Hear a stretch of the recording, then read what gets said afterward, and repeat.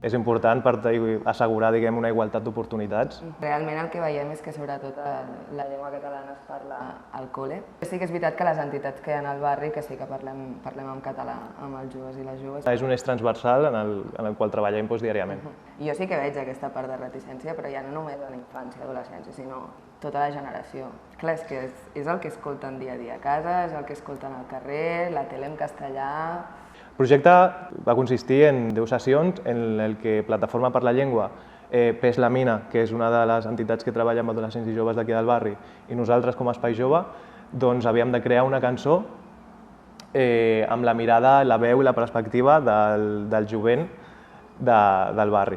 La veritat és que va tenir un impacte molt positiu tant en els infants i joves del barri com en la resta de la comunitat. El fet de ser música urbana en català fa que aquesta resistència a parlar català, aquest rebuig que s'ha donat i que s'ha mantingut, es pogués trencar i poguessin veure el català com una llengua per parlar al carrer. Donar-li una importància transversal durant tot el curs, perquè al final si no queda com una activitat bolet, sense cap punt pedagògic. I gràcies a això podem reprendre noves accions a nivell de música en català, a nivell de comunitat i de barri, de col·laboració i xarxa amb altres entitats. Inquietuds així d'identitat, de formació, que al final són inquietuds de qualsevol adolescent, però en un context concret.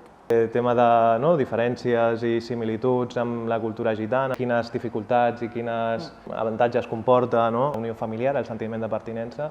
Això crea unes seguretats i uns pilars fonamentals perquè puguin créixer, però també fa que la zona de confort sigui una mica reduïda dins del territori, i el fet de sortir fora d'aquí fa que s'hagin d'enfrontar a noves maneres de fer, nous tipus de relacions. La primera criminalització per ser joves, sumada al context a nivell geogràfic on estan situats, a dia d'avui els mitjans de comunicació només treuen les coses dolentes de segons quins territoris, i això també és un altre punt a sumar perquè tota aquesta cascada d'informació negativa cap als propis adolescents i joves que viuen en el barri fa que se sentin també com jutjats, mirats.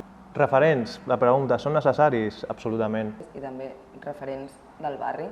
Sobretot. I que al final nosaltres marxem i anem a dormir a les nostres cases. I que existeix i que s'ha de demostrar és que si hi ha referents d'aquí del barri que han arribat a trencar totes aquestes barreres que abans comentaven, que tenen treballs dignes, estudis superiors i tota una sèrie de coses que els infants i joves d'un altre districte, per exemple, ja les tenen, perquè ja tenen assumides que és igualtat d'oportunitats.